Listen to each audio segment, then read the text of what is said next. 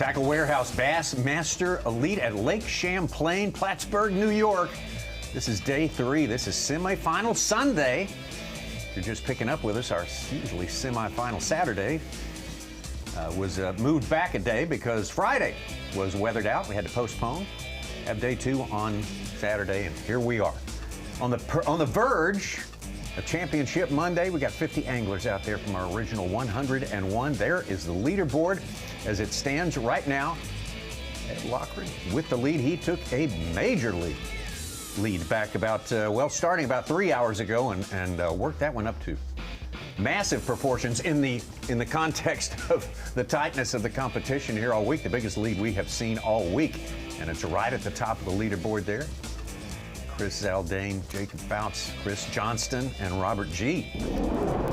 Coming back to you here with a little time left. We got another period for you to watch, another hour of fishing to hear on Bassmaster.com. Welcome to the Bassmaster Studios, sponsored by Marathon, I should say. The great Davey High, the great Ronnie Moore, the great Mike Sukon. I like that. Yeah, I like that. And guys, we've got a big lead right now. I've got to take it back. I said nobody's going to run away with this tournament. Actually, in the context of this event, Ed Loughran is running away with it, but it's just for today he's running away with it. Yeah, we all thought, man, it'll never get over like a pound from first to second, maybe even 2 pounds between first and 10th, but Ed Loughran, that 5-pound, 12-ounce largemouth, that is a game changer here this week. Absolutely. Well, let's bring in our friend here who will be hosting the weigh-in, of course, and to give us the great on-location coverage earlier today, Dave Mercer. And Dave, I'm sorry, I apologize to everyone. I said it couldn't possibly be a runaway, but it's kind of a mini runaway, at least in today's context today with Ed Loughran.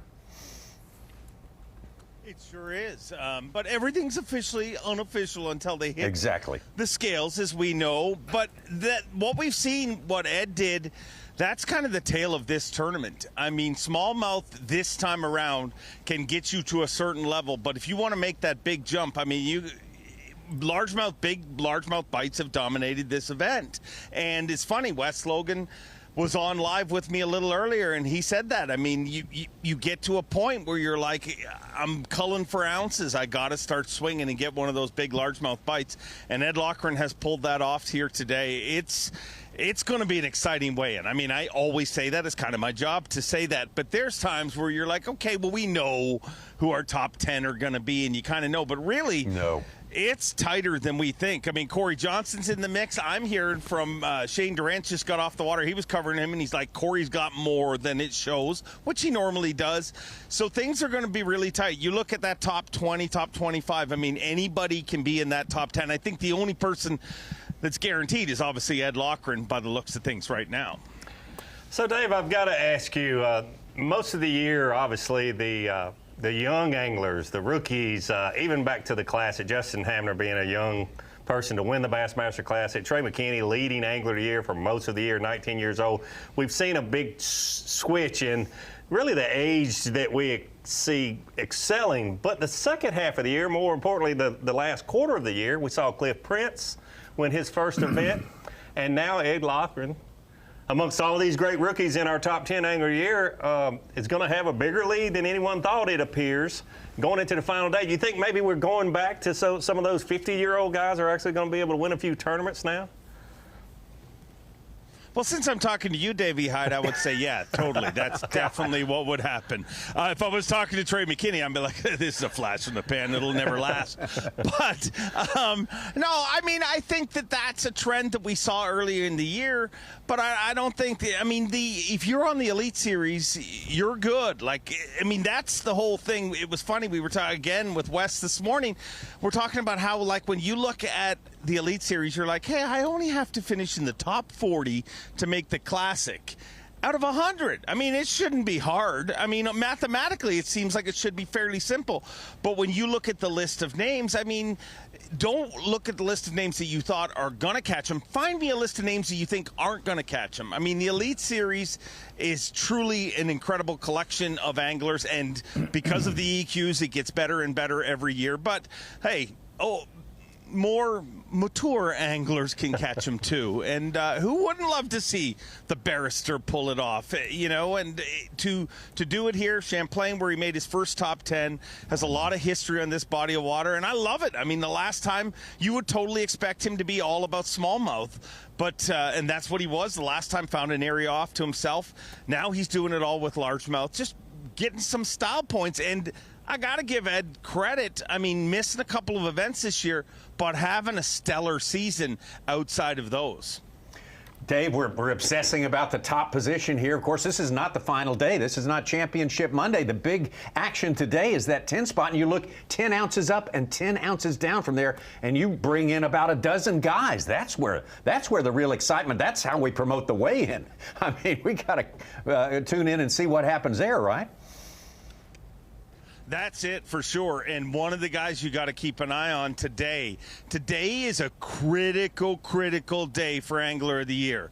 I mean, I know if you follow Angler of the Year on our leaderboard, it changes every single day depending on the place they're in. But that all depends on how you finish in the tournament. Those are kind of hypothetical points until the end of the tournament. And if you look at Justin Hamner right now, with what we're seeing Jacob Fouts doing, with what we're seeing Chris Johnston doing, the guy all of a sudden that's in trouble is the dude who came in here with a 24-point lead in Angler of the Year, and that is Justin Hamner. Last I looked, I mean, he had 15 pounds, 16 pounds, and the crazy thing about him, I talked to him a bunch going into this event, talked to him the night before, and he's had two pretty decent days, right around 20 pounds, and he's been holding his own. But he still has not got on the fish that he had in pre-fish. He told me, I have yet to have seen him. The cool thing about Hamner is he's very honest. Like, he doesn't play a lot of games. If he's on him, he tells you, and if he's not, he tells you.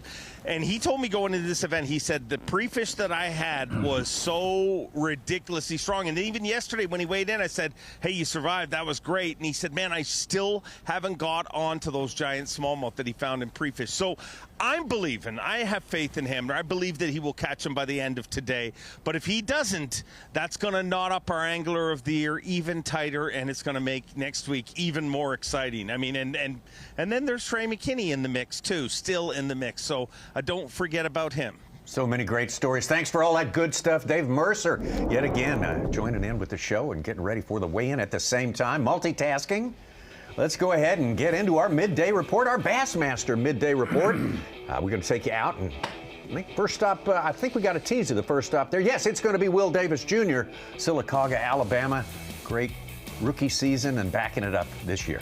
Yeah, one thing for sure about Will Davis Jr., he has found the numbers of fish, also some quality fish. He wouldn't be in sixth place if they were all small ones, but man, the last two mornings he has jumped out to the front of the pack with catching numbers and getting his limit, solid limit. But the overall size just hasn't quite been as big as some of those other anglers. That's why he's in sixth place. He's going to have to maybe, and he is fishing a little shallower than a lot of these other anglers, maybe catch a largemouth or two, get him right back up there and have a chance to actually win this tournament tomorrow. Just under 17 pounds estimate right now for Bass Track. Will Davis Jr. at this point with that much time left in the day, and that puts him 5.5, almost 5.25 pounds, I should say, behind our leader. So he would welcome any upgrades he can get at this time. Solidify a spot in that top 10. Again, that's the main job today. Robert G. Always enjoy the time we spend with him out in the water. And he started out slow today, but brought it on strong. He really did. Started out extremely slow. Very different than Will Davis Jr. Will Davis Jr. had probably caught 4 or 5 fish before Robert G. put the first fish in the boat. But you take a look at that. The quality of fish that he is around has certainly been there. Very similar to Smith Lake. The numbers haven't been a big thing for him, but he certainly is around the right size. Then hit that flurry today about midday or so and really changed everything, where he was catching fish as often as some of these other anglers like Jacob Fouts and Chris Johnston. But Robert G staying right there would be a dangerous place to be for anyone in 5th place. Or let's say anyone in the top 10 tomorrow. I truly think, even though Ed has kind of stretched that lead out bigger than anything we thought we would see, I think anyone in that top 10 tomorrow can certainly have a chance to hold a blue trophy over their head, including Robert G. All right, well, that is good to know. Yet another reason to pick up with us in the morning. We'll be right here on Bassmaster.com, starting at 8 o'clock Eastern Time. But as we move through our Bassmaster midday report here. Let's take a look at Chris Johnston for so much of today. It was him and Jacob Fouts back and forth for the lead there. And, of course, not unexpected at all for this guy so strong up here. Definitely not. Chris and Corey Johnston, when you talk about smallmouth, no matter where you are, certainly on the St. Lawrence River, but not just the St. Lawrence River. They are just great open water fishermen. We saw that at the Smith Lake tournament where there were spotted bass. These are two of the best in the world at open water fishing, clear water fishing. They are great with their electronics. But if you think about it, Chris and Corey have also done well up sight fishing in clear water for smallmouth bass and spotted bass. So it's not just deep water and using their electronics. They are just two of the best fishing for spotted bass and smallmouth bass. And oh, by the way, they started their career on the St. Johns River flipping reeds, and we're catching a lot of big largemouth. No kidding. But here's something that I think has really got us all excited. I know it has me. Chris Johnson having a great tournament here, going into that final event at the St. Lawrence River. And if he's anywhere close to having a chance to win Angler of the Year, that last event there being on the St. Lawrence River with Chris Johnson's record, he will be scary. Chris Johnston and Jacob Fouts both concentrating fully smallmouth today. You made a great point about that. That's different from what's going to be next week, because smallmouth, that is going to be the main way to get yourself to a winning limit there. There's no big largemouth element going to happen next week. That's exactly right. And you'll see someone next week, if we do have anyone pull away by a little bit, I'm not so sure we will, but it'll be because of those 512 smallmouth, or maybe even a little over a 6-pounder, 6.5-pounder potentially next week there on the St. Lawrence River. But Jacob Fouts, what a streak he is on. 11th check in a row he guaranteed himself when he weighed in yesterday, which is unheard of. And you know, I fished the Elite Series for a number of years. I know what a tough feat that is. I mean, that is so hard to do. Ever since the inception of the Elite Series, 2006, but it's gotten tougher and tougher. The competition stiffer and stiffer, but Jacob Fouts is on a roll like not many people have ever had before. Chris Zaldane excited to get this day underway about 7 hours ago, because he was the man in charge. He was on top thanks to a great day number 2. Yeah, he had us all watching every move on day number 2. Chris Zaldane fishing in a community hole at the Gut, but had the perfect wind there yesterday, and it was no secret yesterday. That's not why he was the only one that caught him. It has never been a secret there, at least for the last 30 years. But what he did is figure out the right cast and the right baits. Today, different wind, different current, a lot slower for him, but he's been able to gradually upgrade little by little with some largemouth and some smallmouth. Got himself right back up there in the thick of things in second place, fishing with 60 pounds and 4 ounces. Yes. Yes, that's why we're floating out here. I don't care if you catch them on a minnow. Not that big, but... He got, and just not that long ago, caught himself a 4-pounder, upgraded his situation significantly there while we were away on Live Mix. One big deal of his 5-fish limit each day, Tommy Davey. He's had 2 largemouth each day. Today, I feel like it's going to be more like 4 largemouth, and so today, largemouth helped save him. Talk about largemouth making a difference. Here's the poster boy for that.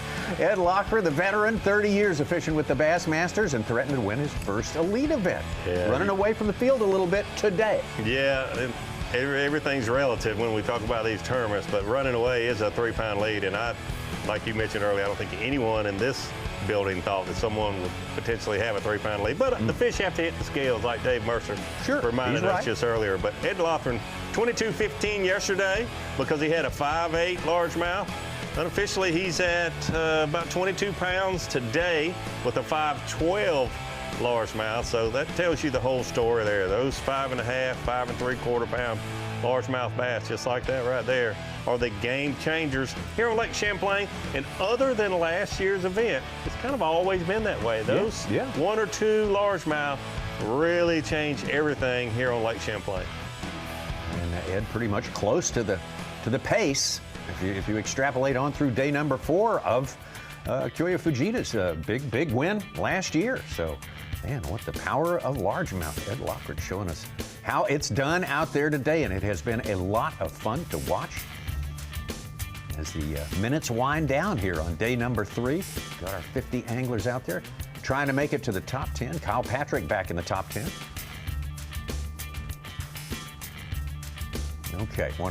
Okay, we're just getting something in now. Had some rain and some difficulties. Big patch of rain passed through not too long ago, a few minutes ago. But we just received some video. It was fed to us. We weren't able to get the first time around. Yeah. So it's Matt Robertson. And here we go.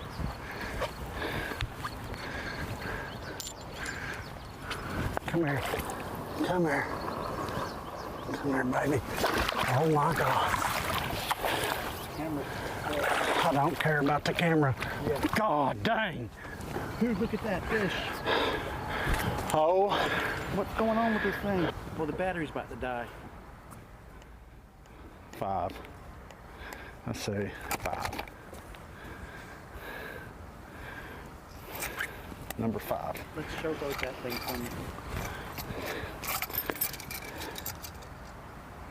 Last minute 5-pounder, baby. Oh, yeah. Boy, we just got through talking about what those 5-pound largemouth mean. Tell me something. What's Is this? that a coal? Is that a coal, baby? Oh, yeah, it is. It's a coal. That's about a 3-pound coal. Wow.